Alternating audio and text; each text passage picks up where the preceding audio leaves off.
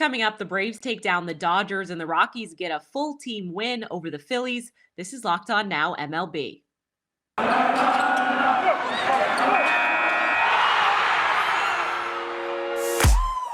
The biggest games, the best performances, expert analysis. You are Locked On Now.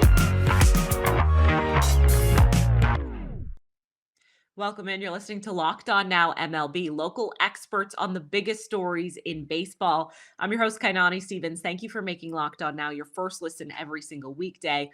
Got a bunch of games from last night, and all of our Locked On MLB hosts are here to recap them for you. But we're going to start off with the Braves, who held the loaded Dodgers to just 2 hits in last night's best performance. The best performance. Hold up. After dropping the first game of the series, the Braves got revenge in Game 2 with a dominant showing from the Atlanta pitching staff. Locked On Braves and Dodgers go over the big day for Max Fried and the Atlanta bullpen. Well, our dreams of the Dodgers ending the season on a 159-game winning streak are officially dead. Hey, what's up? It's Jeff from Locked On Dodgers. The Dodgers' 7-game winning streak is over. They lost to the Braves tonight 3-1. Max Fried throws with his left hand and does it better than most guys who throw with their left hands. The Dodgers struggle against pretty much everybody who throws with their left hand.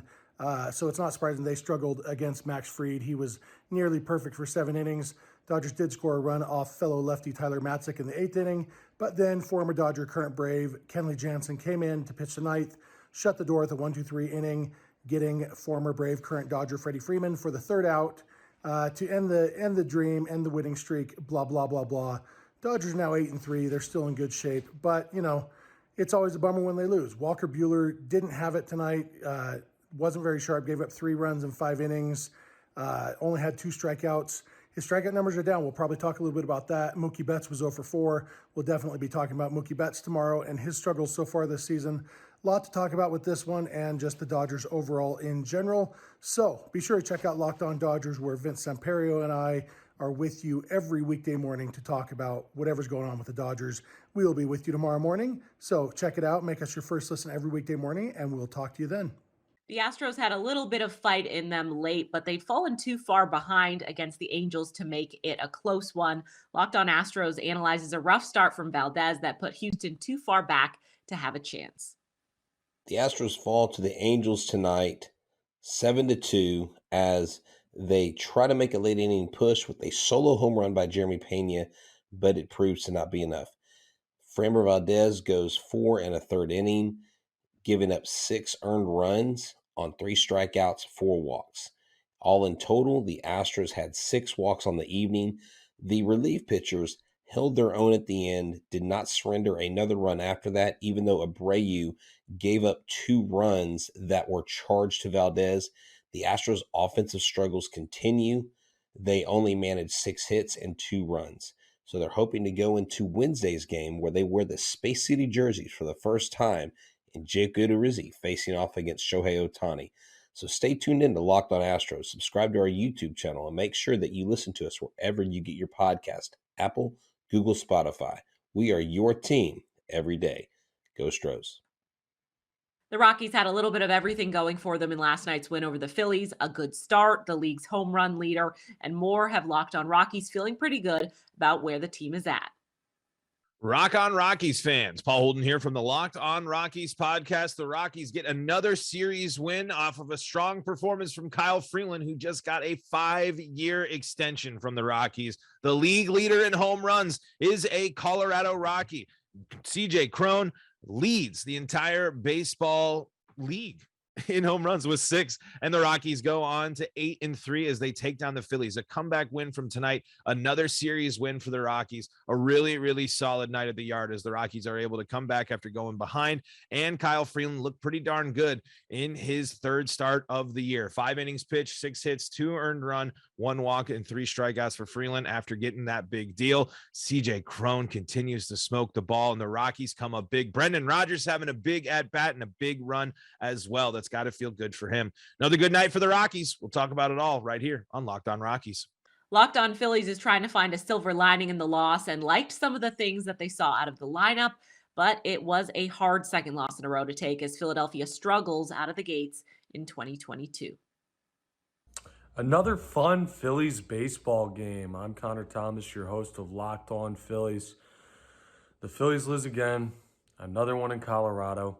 It's their third straight series loss, as they've already lost this series. The first two games go to the Rockies. Hey, tonight the hitting actually didn't look awful. They put up 5 runs. The issue is they gave up 6, including a back-breaking home run given up by Jeurys Familia. Off the bat is CJ Cron, who, okay, he leads the league in home runs now, so maybe a guy you'd want to avoid. That inning, by the way, where the Rockies took the lead, yeah, there was a point where it was an 0-2 count with 2 outs to Charlie Blackmon, and ended up being the inning that killed the Phillies. This team is just finding new ways to lose right now. When the hitting works, the pitching falls apart. When the starting pitching's good, it's the bullpen. It's just, they can't string it together right now. Everything's going wrong, and I don't know. You're just going to have to keep playing until they play their ways out of it, because right now it is it's not going well for the Philadelphia Phillies in 2022. The Yankees finally got a win against Detroit on Tuesday, but it wasn't very fun for fans to watch at this point, as there's still a lot to figure out for this team. Locked On Yankees outlines some of the problems. This is Stacey Gotsulias of Locked On Yankees, and the Yankees beat the Tigers 4-2, and it wasn't even a fun game to watch. That's the problem with this team. They win a game, but all you think about is the bad stuff that happened, like Garrett Cole not making it out of the second inning. Garrett Cole throwing 48 pitches in that second inning and only getting 2 outs. Garrett Cole walking 4 in that second inning, including giving up a run on a walk. The 48 pitches and the 4 walks in the 1 inning, career highs. Not the kind of career high that anyone wants. And then the Yankees were 1 for 13 with runners in scoring position and left 11 on base. We should be focusing on the positive, like the bullpen coming in, having to get 22 outs, and they got 22 outs and didn't give up a run. This team, we're 11 games in, and it's already a slog. I'll have a complete recap of the game. We'll have more about Cole, try and figure out what the hell is going on with him, and anything else that comes up on the next Locked On Yankees. Coming up, the Giants drop both ends of a doubleheader, and the Mariners back jump out to an early lead on the Rangers. This is Locked On Now MLB.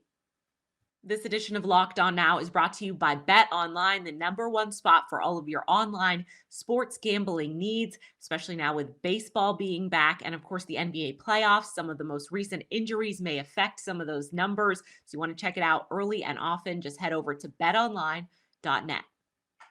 Welcome back to Locked On Now MLB. I'm Kainani Stevens. Thank you for making Locked On Now your first listen every single weekday. Let's continue our look around the league with our local Locked On experts. Let's go around the league. The Cards opened up their series in Miami with a big win. Our Locked On Cardinals host tells you how they got it done. St. Louis Cardinals take care of business in Game 1 against the Miami Marlins. I am Lucas Smith of the Locked On Cardinals podcast. St. Louis beat the Fish 5-1 in Game 1 of a 3-game set. Tommy Edman and the bullpen were the 2 main takeaways for me from this game. As Tommy Edman with a 2-hit performance, 1 triple, a single, as he drove in 2 runs tonight for the St. Louis Cardinals. And the bullpen as well. 3 1/3 innings of shutout baseball with TJ McFarland, Ryan Helsley, and Giovanni Gallegos slamming the door. 4 strikeouts as well. 3 from Ryan Helsley, who was just filthy tonight, and 1 from Gallegos in a perfect bottom half of the 9th inning.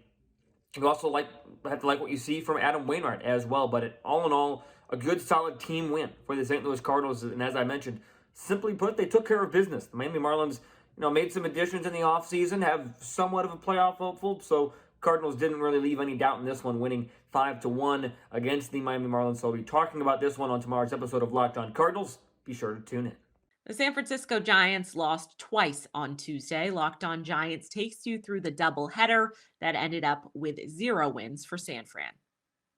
Not a good day of baseball for the San Francisco Giants. They lose both games in a doubleheader Alex Cobb exits with a groin injury. Logan Webb loses his first start since May of last year, so a lot going on there.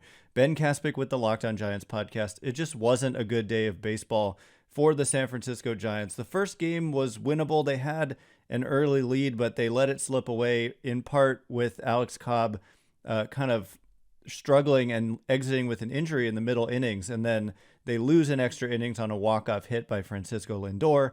Logan Webb, like I said, first time in a long time that he's lost a start. Max Scherzer on the other end was really good. So the good news for the Giants is they're 7-4. They can turn the page tomorrow to Carlos Rodon, who's been absolutely electric with the Giants thus far, and a win would go a long way towards just turning the page and moving on. So we'll break it all down on tomorrow's Locked On Giants, where it's your team every day. The Kansas City Royals picked up a win early in the season against a team in the division, and Locked On Royals knows just how important those wins will be at the end of the year when things matter. The Kansas City Royals wrap up what could be a season-defining win against the Minnesota Twins. I'm Marlon Stiles, host of Locked On Royals, and the Royals win 4-3 with Josh Stomont shutting the door on the Game 1 win of the three-game set. Both these teams in similar spots to open up the season, and in a central division that should be more competitive. Any separation you can get is huge after the Royals split with the Tigers over the weekend before the Sunday rainout. The Royals right now sit 3-5, with the Twins 4-5, having played more games due to less weather restrictions and off days in the early part of the season. But this three-game set, if the Royals can win, really puts them in good position in the early going to make up ground in the division before a West Coast swing takes them through the weekend. Stomont closes the door. The bullpen has been really good this season for the Royals outside of a few games that just got out of hand, like the Sunday game against the Guardians on the opening series weekend. But other than that, Jake Brentz, Josh Stomont, and Scott Barlow, your back three, have been incredible this year for Mike Matheny. Carlos Hernandez did a job limiting this Twins lineups to 3 runs scored as a starter, and the bullpen did the rest as the offense finally breaks through for a 4-run outburst. Still looking for more from the offense, but this is a good first step. Learn more about this game on the Locked On Royals podcast and Locked On Podcast Network, your teams every day. The Seattle Mariners got some power out of their offense early and often. They cruised to an easy home win against the Rangers. Locked On Mariners tells you who jump-started the Seattle Bats.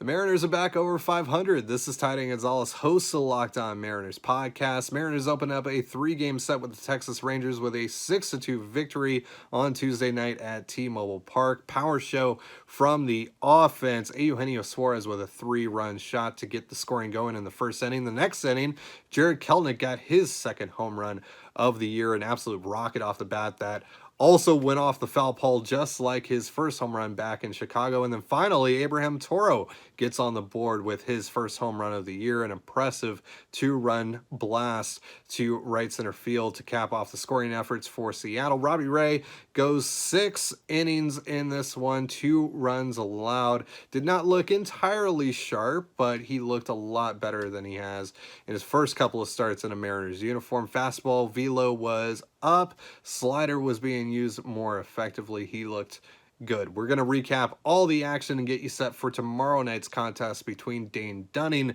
and Logan Gilbert on Locked On Mariners. Follow us on YouTube or wherever you get your podcasts. We'll see you there. Peace. That's going to do it for this edition of Locked On Now MLB. Thank you for making Locked On Now your first listen every single weekday. Make sure you check out Locked On MLB and your team's Locked On podcast. I'm Kainani Stevens. This is Locked On Now.